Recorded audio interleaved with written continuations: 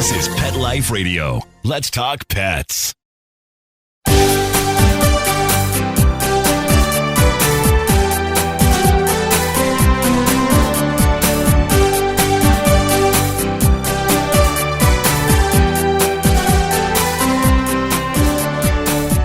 Hello and welcome to Working Like Dogs on Pet Life Radio.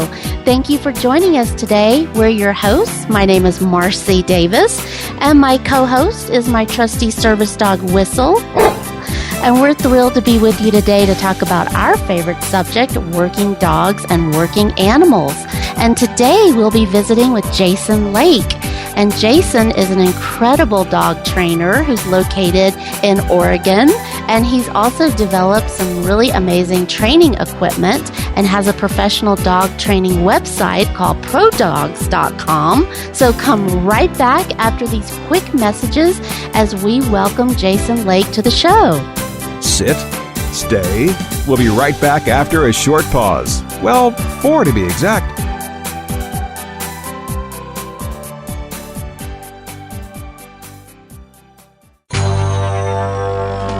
It's DesignerPetSweaters.com. Hand-knitted designer sweaters for your precious pup or cool cat. Beautiful couture patterns for your pets, including custom-knitted formal wear, casual wear, yachting, and even sports-themed. Many designer pet sweaters include feathered tammy hats, top hats, and a lot of sparkle.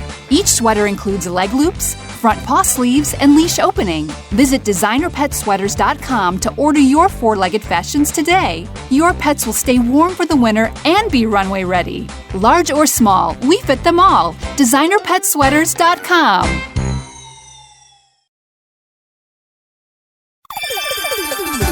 Let's talk pets on PetLifeRadio.com.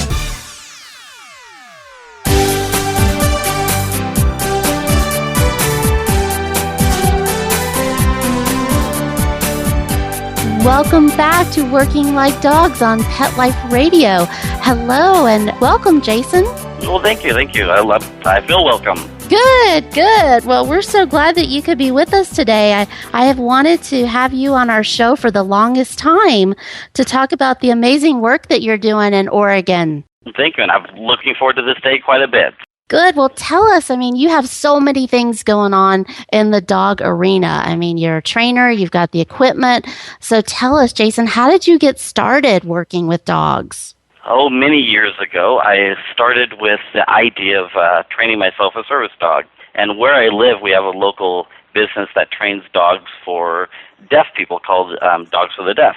And there's a trainer there that I was personal friends with, and we got this idea to train assistance dog. And I've never done a whole lot of training. I was actually more interested in horses growing up than I was dogs. But then as I grew up, I needed something that was a little bit smaller and easier to manage. So my love of horses kind of turned into my love of dogs. And we started working with this gentleman, and from there, I learned many lessons, not just lessons about training, but lessons about temperament, lessons about all different types of breeds. And the dog I currently had at that time had a really soft temperament. Her threshold for handling stress was very low, and this was probably one of the first lessons I learned was about, how a dog's temperament reflects how the dog can work in public and if the dog can be a service dog. Not all dogs can be a service dog just because of this reason. And so I worked with this young lab for about 2 to 3 years, and after a while we realized that this was just not the job for her. And so from there, I started with another dog. And I'm a very competitive person, so my dog training, a service dog kind of idea kind of turned into competing in the AKC, and then from competing in the AKC, I now compete in a German sport called IPO. And so basically it started with just the idea of training a service dog, and from there it's really blossomed. Wow. Well, so tell us, because so many people, Jason, so many of our listeners, they want to train their own dog, and they're always wanting information about how to do that. So what would you recommend if someone has no dog experience, and a lot of people think that their family pet can be a service dog? So I'm glad that you brought up that issue about your experience, where it's so true. Not every dog is meant for this kind of work. But what would you recommend someone do? That's a really complex question because it there's really no easy answer to it. One of the things I always tell people is because there's a lot of trainers out there that offer a lot of different opinions, a lot of different training types. And so I tell people, pick a trainer that you like the results. In other words, watch how they interact with the dog. Watch how their dog interacts with them. See how their relationship is with their dog. In other words, if the trainer is using compulsion or using, let's say, harsher methods, and you can tell that the animal just does not look like it's enjoying the training, that's probably not a trainer that you either want to follow or go to. When people call me up and they say, Jason, what kind of dog trainer are you? And I tell them, I'm not necessarily a dog trainer. I am an instruction book how to build a relationship with your animal. And really that's where training starts, is building that relationship. Not necessarily teaching the dog to sit or down, but creating a relationship where the dog wants to learn and the dog has a desire to say, okay, what can I do for you next? So really any kind of training starts at that relationship level. And so if a trainer is really not building a relationship or can't explain to you how to build that relationship, it's probably not the direction that you want to go. However, it does not mean that their method is necessarily totally bad. It just means that, from my opinion, I like a dog to enjoy their work. Yeah, I think that's great. That's great advice, Jason. I think that's really, really good advice. And certainly when you're trying to make that big decision to have a service dog come into your life and spend 24 hours a day with you, the more you can do in researching and really understanding what that means, the better. It will serve you and your dog in the long run, no question. So that's great advice. And I love that about building a relationship, because that's really what it is. It's a lifelong relationship. So what would you say are some of the best steps in building that relationship for someone that is getting a service dog that's been trained either by an individual or an agency? What would you recommend in the first 6 months to a year of that? How do you build that relationship? Well, there could be many ways. One of the things that I see when somebody gets a trained dog is they don't want to start off by giving the dog too many tasks or too many commands. In other words, if somebody receives a service dog from another organization that trained the dog, don't automatically start asking too much of the animal. It's better if for the first 2 weeks to go out and throw a ball, to go out with some food and just feed the dog, in public, feed the dog, wherever you go, create this relationship, because it's much like a family situation. If you have kids and some other person comes into your house and starts telling your children what to do, your children are going to look at that person and say, why are you being my boss? Why are you, telling me things to do? Because they don't have that bond, that relationship is not established. And same thing kind of with the dog. The dog's going to look at this person and say, okay, I know you're telling me to sit, but and who are you? And I don't know who you are. However, if you go out with a ball and you go out with some bonding exercises and forget training altogether at first, you can start to create that relationship.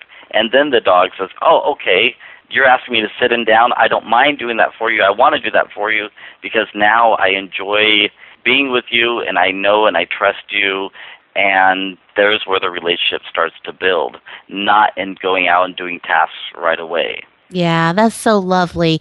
And that's so true. I know when I got my first service dog years and years ago, long time ago, the one thing that just resonated was in the class when they said, we're not giving you a robot. We're not giving you some being that's going to immediately perform and immediately do all of these things that it knows how to do. But yeah, so I'm so glad for you to say that, because it is so important. And as I'm looking at now, getting my fourth dog, these are certainly good things for me to remember and to remind myself of. And I just saw something lately about a conference on doing activities with your working dog, about promoting happy and healthy working dogs. And I just love that and thought that was so great, because, we're not really taught that when we get these guys. We're told, to bond with them, of course, but we're not taught about that ongoing health and wellness. You're absolutely correct. One of the things when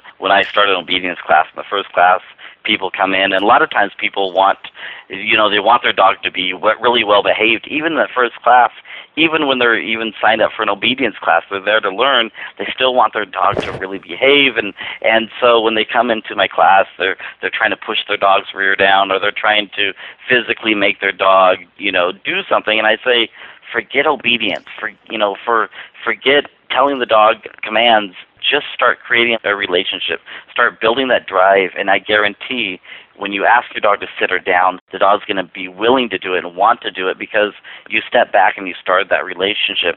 Even people that have a puppy and they raise it up till a year or 2 years of age, sometimes really don't have any type of relationship because the dog spends most of the time in the backyard, or once in a while they go out and throw the ball, but the dog's not really bonded to that person. So that's engagement is one of the first things that in my class that I teach when people come in is the power of engagement, how we engage, and different tools that they can use to engage. Not just food, not just balls, but sometimes it takes, putting food inside a Kong and the dog gets excited. Sometimes you kind of have to think outside the box as a trainer in order to figure out what it takes to motivate your dog. Because you're right, these are not computer systems. You can't just, flip a switch and all of a sudden the dog says, okay, I'm ready to work. You have to kind of remember that the dog does have feelings, the dog does have emotions. It's still an animal, it's not a person, but it still requires that bond and that relationship building. And so it's one of the most important things that any type of training that needs to start, that needs to be a good foundation. Because a lot of times we see if that foundation is not laid and the person decides, okay, I'm going to take my dog to a park, and the dog either gets off leash or they let the dog go off leash, when there's a distraction and the person calls their dog, if they don't have that relationship with their dog's going to say, no, I'd rather go do my own thing. But if they have a good relationship and the dog says, yes, I like obedience, I like coming to you because we've established this relationship, the dog's going to be more obedient and it's going to come to them. If not, we see the dog usually take off and say, nope, I want to go do my own thing. Yeah. Well, and so what would you recommend? Because I know people automatically think of, like you said, the ball or the treats. How would you recommend that someone really build that relationship? Like how many times a day should they do something with their dog? Or what else would you recommend, Jason? That's a really great question. Relationship building is not necessarily dog training, and I know that seems kind of weird. When people ask me this, how long should I work with my dog on a daily basis? Usually what I tell them, if you're working on a particular behavior, the behavior is anything that we are teaching the animal, then you want to break it up. Let's say you want to say, okay, I want to spend at least an hour a day, working on this with my dog. You want to break it up into like 4 15-minute sessions or 2 30-minute sessions, but one long hour, the dog becomes kind of flat. It's like, oh, I'm tired of doing this. And so by breaking it up into little sections helps the dog. However, relationship building, you don't have to worry about adding too much or doing too much because it's basically you're learning what makes your dog come into drive or what makes your dog excited. Yes, food is sometimes the basis of where we start. However, some dogs don't have a lot of food drive. Okay, so we try the toy. If the dog doesn't have a whole lot of toy drive, then we have to start saying, okay, let's see, will physical praise, bring the dog into energy? Will simple body movement running away from the dog, does that excite the dog? Anything like that. But it's up to the owners to try to figure out what makes that particular animal tick. With me in a wheelchair, it's a little bit difficult because I physically don't have the presence to do what an able-bodied person would be. I physically can't throw a ball. I physically can't, reach down and scratch my dog's, back or, pet them unless the dog puts his head in my lap. So, my training is really based on a lot of food, based on energy, but I've even taken toys that are on a bungee and tied them to my chair, and, my dog will grab that. I've had to think outside the box regarding that. I love that idea.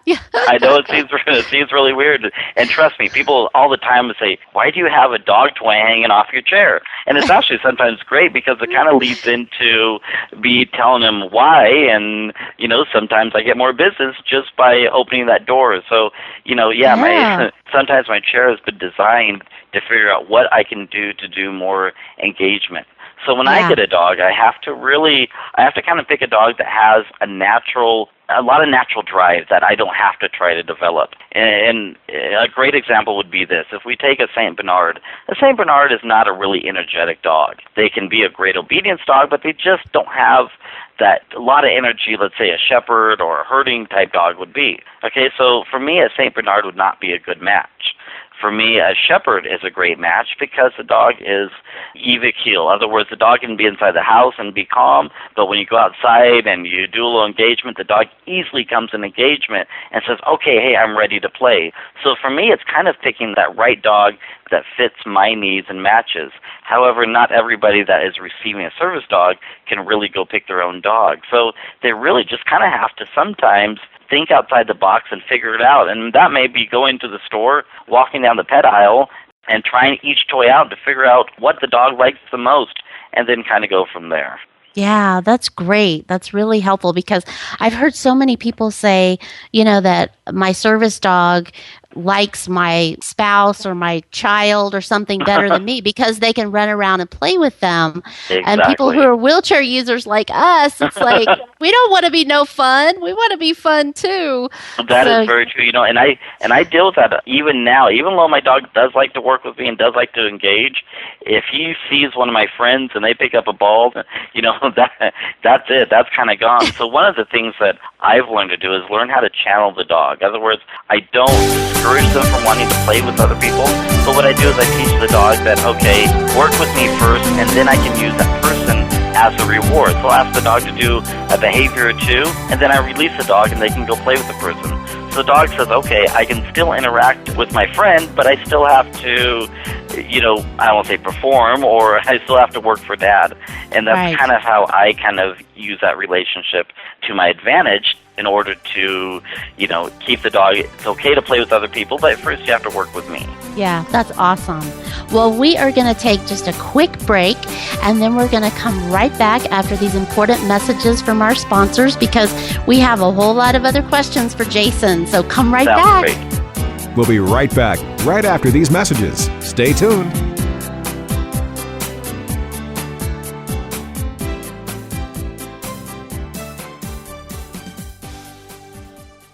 Pet Life Radio, the #1 pet radio network on the planet, joins forces with iHeartRadio to put the power of your pets in your pocket. Awesome. Download the iHeartRadio app and rock Pet Life Radio on your phone, on your tablet, on your Xbox, in your car. Pet talk, pet tunes, and fun pet times.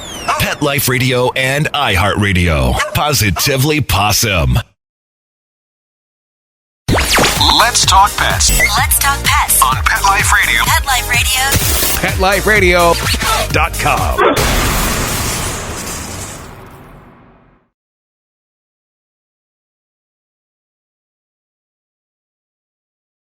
Welcome back to Working Like Dogs on Pet Life Radio, and we're visiting today with dog trainer Jason Lake. And Jason, I just love all the things that you were telling us before the break about how you work with your dog. And could you tell us more about your dog? What does your dog do for you? Oh, what does my dog do for me? Well, besides helping me flirt with single young ladies,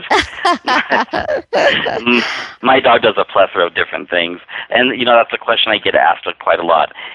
Will your dog retrieve things out of the refrigerator? Will your dog pick things up? And, my dog is a service animal to a certain point, but my dog's also a competitive animal to a point. I'm a very competitive person, and because my physical limitations, I can't go play basketball or play football or, anything that would be competitive. And so my dog actually allows me to still be competitive, but also be in a wheelchair at the same time.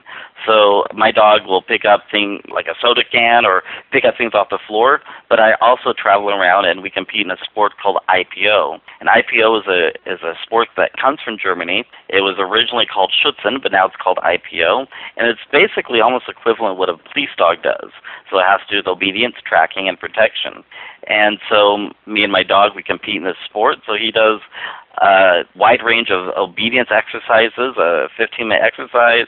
He does tracking. He does a bunch of different things. And so we keep busy with a lot of different type of training. Wow. So yeah, you're right. Your dog has multiple jobs. Yeah, Multiple jobs. Yeah, that's so cool. That's so great. And how has it been competing for you, Jason? It's been some lessons. It's been, some days it's really inspiring. I have people that will come up to me and they'll say, I make excuses for me and my dog all the time, but look at you. And it's actually been a great way to show people that you can have a dog that likes to work, that likes to engage, that likes to have a relationship without forcing the animal.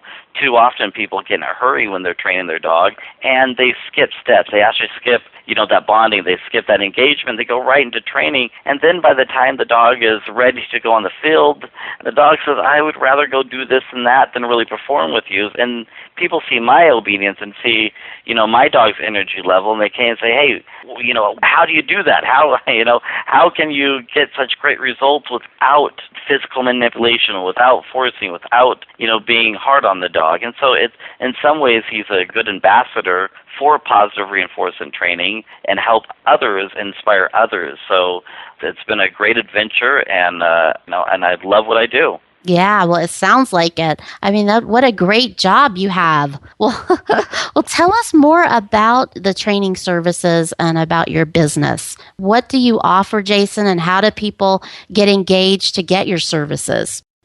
Well, I hold classes here in Medford, Oregon. I record my classes and I put them on YouTube, and so it gives people other opportunity that may not be in my area also, learn about and be able to glean from my experiences. That's one thing in dog training that I've really always tried to do is pass on free knowledge, pass on knowledge that, other people have given me. Sadly enough, there's not a book that you can pick up that teaches you everything about dog training. And so basically what you do is you learn from as many people as you can, and you apply that, and you come up sometimes with your own ways and your own solutions. So I provide a wide range, not just basic obedience, but sometimes we have to work with rescue dogs that may have some aggressive issues, or some rescue dogs that may have some shyness issues, that we try to have to bring some encouragement in. So I don't just offer basic obedience. I offer sometimes, I don't like to call it behavior modification, because we're really not trying to modify the dog. We're really just trying to help the dog overcome. So sometimes we have to deal with that. I also have other classes that are for competitive obedience, where people, they want to go into the AKC and maybe go for an obedience title or a rally title or a CD, everywhere from a CD up to utility. And then I also am going to be starting soon a circus dog class. One of the things that I see sometimes with people is they get tired of just doing basic obedience. They get tired of doing sit, down, and come, and they want to do a little bit more. So my plan is to put on a circus dog class where people really have to learn how to engage, because when you teach your dog how to jump through a hoop or go through a tunnel or stand up on their back feet, it's not as easy if you don't have that. So I'm really trying to think outside the box so I can teach people really how to build that relationship through fun and through different types of training. That's awesome. Yeah, that's so awesome, because I know I did some of the, I'm sure you're familiar with Dognition, and I did some of those tests with Whistle, my service dog, just to see, and oh my gosh, he had so much fun. And it was such a little light bulb went off for me. I'm like, shame on me, because I'm not engaging him enough, because he was like, come on, let's do it again. That was fun. Yeah. One of the things I learned is if you don't give the dog a challenge after a while, the dog becomes flat. In other words, if every day I work on the same thing with my dog and there's nothing that kind of breaks the dog out of the norm, the dog gets kind of tired. So I'm always trying to think, okay, what can I teach my dog? Lately, I've been teaching my dog how to run backwards, how to back up quickly, and how to keep backing up until I tell the dog to stop. And just by doing that little exercise, brings the dog into drive. So then when I go from that right into healing, the dog shows me a really nice picture, and the dog really enjoys training because he's not just doing the same repetitive thing over and over again. So sometimes just think outside the box, or doing different things like nose work or agility or anything like that with your dog really creates that bond and really helps them in their other type of training. Yeah, that's great. That's great advice. Yeah, so true. Well, tell us about some of the equipment that you've designed in your training. Well, so some of the equipment I've designed is really, sometimes it's just geared for, for me personally, just because it kind of fits my needs. In other words, there's a product that's in some stores. Basically, it looks like a tennis ball cannon. And so I actually took one of these cannons and I put an electric button on it, and I took some magnets. And what I would do is when I'm working with my dog, when I want a reward, I would hit this button, and the button would fire off the cannon, and the cannon would shoot the ball. And so this actually helped me because I can't throw the ball. It helped me teach the dog that I can be engaging just as much as somebody else. I have magnets on my chair, I have magnets on my wheelchair at different spots, so I can actually put a toy and I can reward the dog at any time. So one of the first things I teach my dog is the take it and leave it command, okay? So I teach the dog how to leave something alone, then I teach the dog how to take something. And so then when I'm working with my dog and I want to reward my dog, I have this magnet that has a toy. The magnet's inside the toy at a spot where it won't hurt the dog's teeth or it won't affect the dog's health. And I can release the dog, and the dog grabs the toy. And this is a really handy tool. In fact, there's another young lady that's in San Diego that's in a wheelchair, and she also is doing the same thing I do. She puts the magnet on the back of her chair, and then there's a ball that has a magnet inside of it, and when she releases her dog can jump back and grab the toy. So there's great tools, and sometimes being in a wheelchair, we have to figure out what works best for us. I also sell products for able-bodied people, everything from, tug toys to check-its to balls, certain things like that, to help them build that relationship with their dog.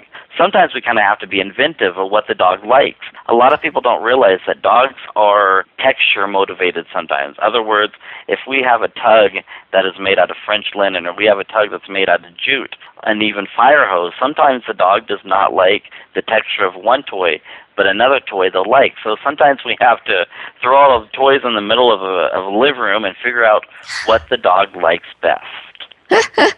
That's great. Well, we all have our likes and dislikes, right? And what we prefer. True. Yeah. That's very true. Well, I'm so glad that you mentioned your YouTube videos, because a colleague of mine, Bob Vogel, who is a big fan of yours, Jason, that's how I first found out about you, because he was like, have you seen Jason's YouTube videos? Yeah, so it's just so awesome. And I'm so glad that you're doing that to share so much of the incredible work that you're doing, because now with technology, even though you are in Oregon, people can certainly learn from you and access some of your methods. And do you do any training by Skype or distance training, Jason? I haven't. I'm so busy. I don't just teach obedience classes, but for 11 years, I've taught a 4-H class. So I was going to ask you about that. Yes.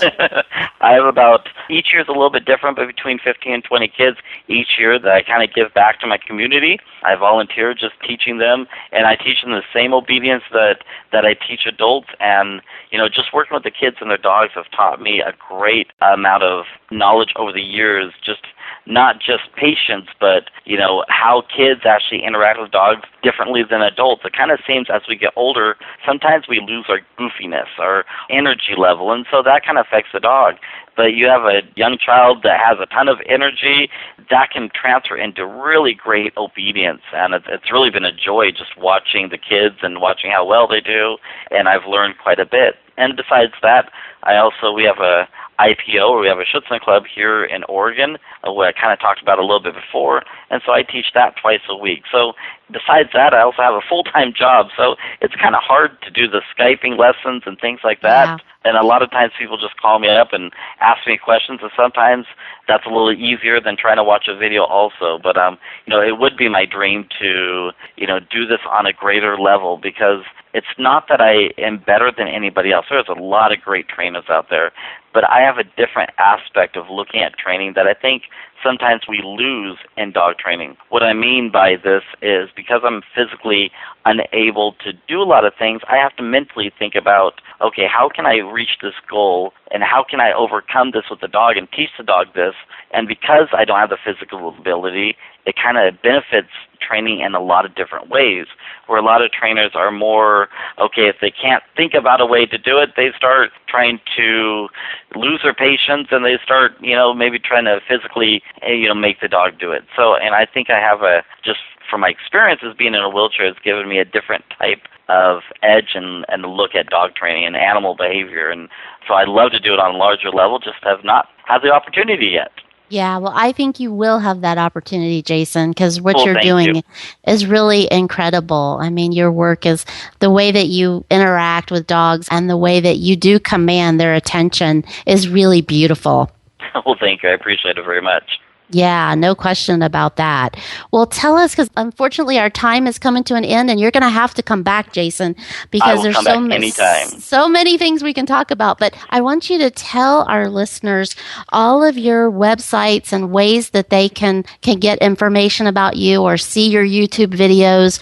What are some of those accessible ways? Well, if you're looking for equipment, you can go to my equipment page, which is prodogs.com. That's www.prodogs.com. That's PRODOGZ.com.